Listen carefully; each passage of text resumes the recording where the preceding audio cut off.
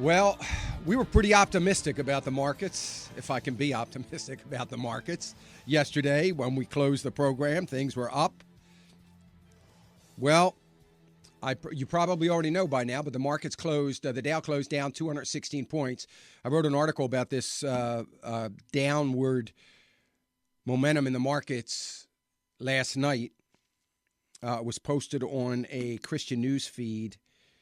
On the Christian news feed, and it was pretty, I just basically said, is anybody surprised? I'm going to try to put that, I'll probably put that article in my newsletter this week. If you don't get my newsletter, it's financialissues.org, and you can just sign up for it. It's a free email newsletter.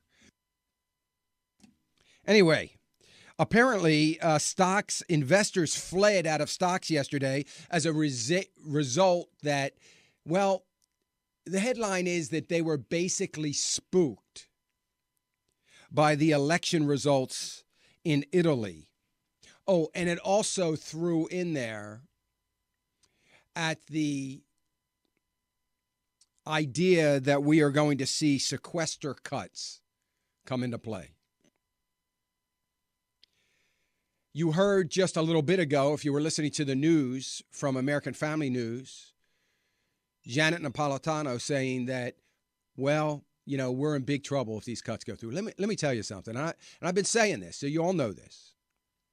But, man, I've got some oceanfront property in Tennessee I want to sell you. If you believe that we are going to see this chaos in the economy as a result of $85 billion worth of cuts. Just to put $85 billion worth of cuts in perspective, $85 billion is the amount of money that we borrow from the Fed every single month. So it's only 1 month of borrowing. $60 billion is what we gave to Sandy relief. Didn't seem to have much of an impact, us spending that kind of money. But is the spending that kind of money so critical to the economy that when we stop just a fraction of the spending, $85 billion, that it's going to have this devastating impact on the economy? As a matter of fact, some are saying that out of this $85 billion a year cut, $44 billion is the only thing that's actually going to hit this year. Now, here's the point I want to make. And by the way, gold is rallying today as European stocks way down as a result of Italy. And we're seeing gold rally. Listen, folks, here's the deal. And by the way, Dow futures are all the futures are in positive territory. It looks like the market's going to open positive. Here's the thing that I want to remember. I want you to remember, because I'm going to continue, I know I will, to put this out in front of everybody. First of all, when it comes to Friday and sequester cuts, I just want you to realize that the nightmare for the Democrats would be that the cuts go through and nothing happens in the economy.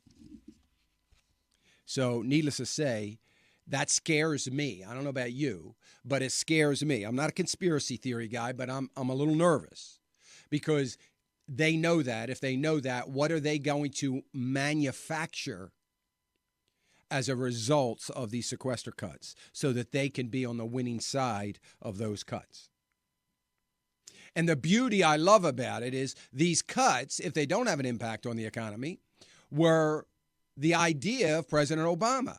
And now he can't take credit for those ideas because he has removed himself from the fact that they were his ideas. So if nothing happens and we end up cutting this $1.2 trillion over 10 years, which is basically nothing, but nevertheless, it's better than, it's something better than nothing, I guess, but it's not a whole lot. He can't take credit for it.